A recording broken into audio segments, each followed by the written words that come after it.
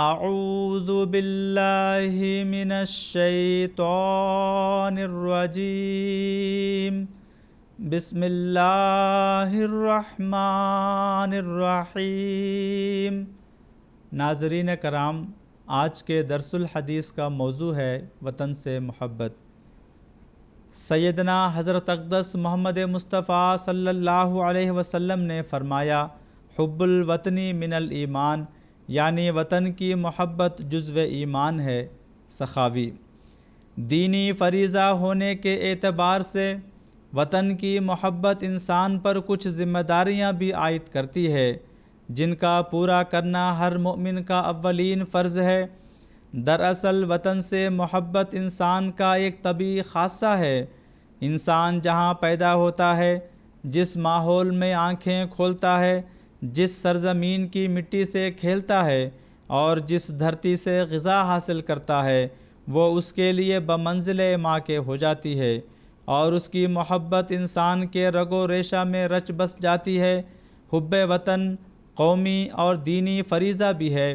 یہی وجہ ہے کہ دین کی خاطر ترک وطن کرنے اور خدا کی راہ میں ہجرت کا بہت ثواب بیان ہوا ہے۔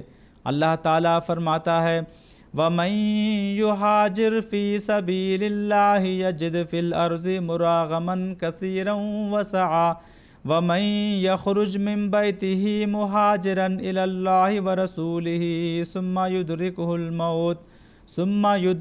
الْمَوْتُ فَقَدْ وَقَعَ أَجْرُهُ عَلَى اللَّهِ، یعنی جو شخص اللہ کی راہ میں وطن چھوڑتا ہے وہ زمین میں بہت جگہ اور وسعت پائے گا، اور جو شخص اپنے گھر سے اللہ کی خاطر ہجرت کر کے نکلتا ہے پھر اسے موت آ جائے تو اس کا اجر اللہ کے ذمہ ہے۔ سورہ نساء آیت نمبر 101۔ ناظرین کرام، قرآنی تعلیم کا صحیح اور سچا نمونہ ہمارے لیے حضرت محمد مصطفیٰ صلی اللہ علیہ وسلم ہیں۔ آپ کی سیرت پر نظر ڈالیں تو حب الوطنی کے دینی مفہوم میں وسعت نظر آنے لگتی ہے، جس کی بنیاد اس اصول پر ہے کہ بانی اسلام حضرت محمد مصطفیٰ صلی اللہ علیہ وسلم تمام عالم کے لیے رحمت ہیں۔ آپ آفاقی نبی ہیں اور ساری زمین آپ کا وطن ہے۔ آپ کی ہی یہ خصوصیت ہے کہ تمام روئے زمین آپ کے لیے پاک اور سجدہ گاہ بننے کے لائق قرار دی گئی ہے۔ اس لیے آپ روئے زمین کے ہر خطہ اور اس کے انسانوں سے بلا امتیاز رنگ و نسل محبت کرنے والے تھے۔ آپ نے ہی قومی تفریق مٹانے کا یہ سبق دیا کہ سب انسان برابر ہیں اور رنگ و نسل یا عصبیت کی بنا پر کسی کو کسی پر کوئی فضیلت حاصل نہیں۔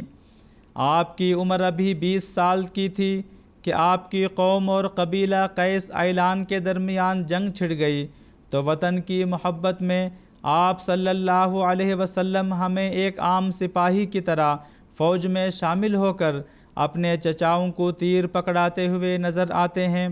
نبی کریم صلی اللہ علیہ وسلم کی اہل وطن کے ساتھ محبت کا یہ عالم ہے کہ جب حقوق انسانی کے قیام اور ظالم کے ظلم سے روکنے کے لیے حلف الفضول کا معاہدہ ہوا تو آپ بھی اس میں شامل ہوئے۔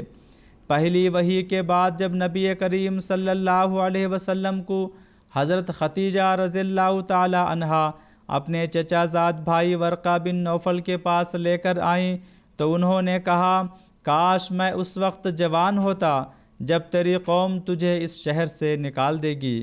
آپ صلی اللہ علیہ وسلم نے حیرت سے فرمایا، اَوَ مُخْرِجَیَّہُمْ، کیا میری قوم مجھے اپنے وطن سے نکال کر باہر کرے گی؟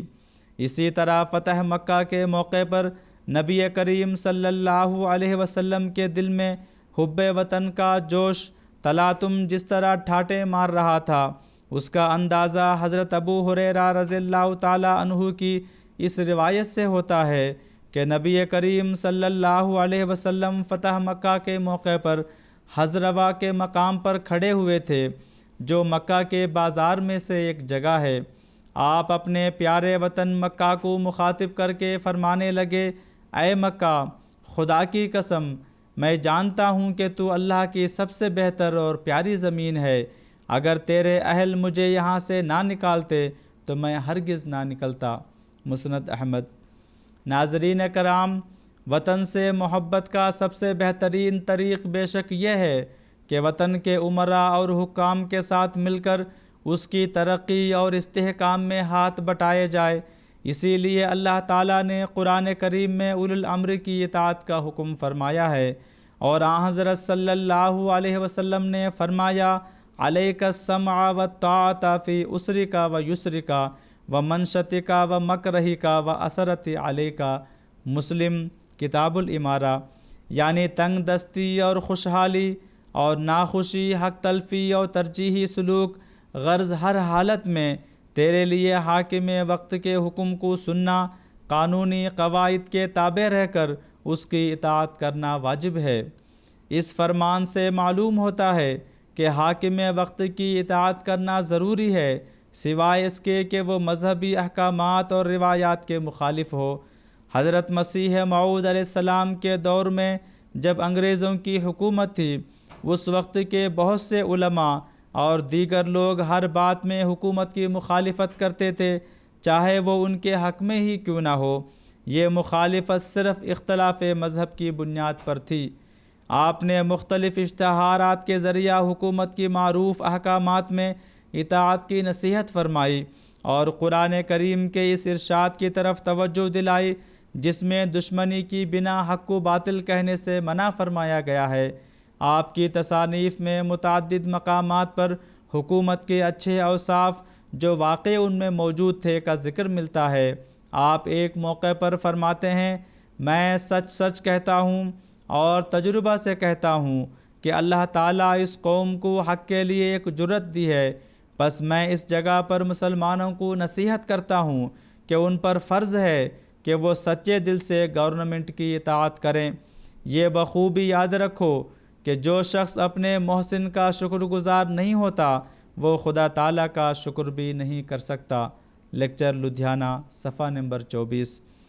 اسی طرح وطن سے محبت کے خاطر ہی آپ نے اپنی کتاب پیغام صلح میں یہاں کے اقوام کے مابین صلح کے اصول پیش فرمائے۔ سیدنا حضرت خلیفۃ المسیح الخامس ایدہ اللہ تعالیٰ بنصرہ العزیز فرماتے ہیں، حضرت محمد رسول اللہ صلی اللہ علیہ وسلم نے خود یہ تعلیم دی ہے کہ وطن سے محبت ایمان کا حصہ ہے، لہٰذا اسلام اپنے ہر پیروکار سے مخلصانہ حب الوطنی کا تقاضا کرتا ہے۔ خدا اور اسلام سے سچی محبت کرنے کے لیے کسی بھی شخص کے لیے لازمی ہے کہ وہ اپنے وطن سے محبت کرے، لہٰذا یہ بالکل واضح ہے کہ کسی شخص کی خدا سے محبت اور وطن سے محبت کے درمیان کوئی ٹکراؤ نہیں ہو سکتا، چونکہ وطن سے محبت کو اسلام کا ایک رکن بنا دیا گیا ہے۔ اس لیے ایک مسلمان کو اپنے وطن سے وفاداری کے اعلیٰ معیار حاصل کرنے کی کوشش کرنی چاہیے، کیونکہ یہ خدا سے ملنے اور اس کا قرب حاصل کرنے کا ایک ذریعہ ہے۔ خطاب بمقام ملٹری ہیڈ کوارٹرز جرمنی 2012۔ اللہ تعالیٰ سے دعا ہے کہ رسول کریم صلی اللہ علیہ وسلم کی پاک سیرت کے نمونوں کی روشنی میں ہمیں اپنے وطن کی ایسی سچی محبت عطا کرے کہ ہم وطن کی خاطر خدمت اور قربانی کے سب حق پورے کرنے والے ہوں۔ آمین۔ وآخر دعوانا ان الحمد للہ رب العالمین۔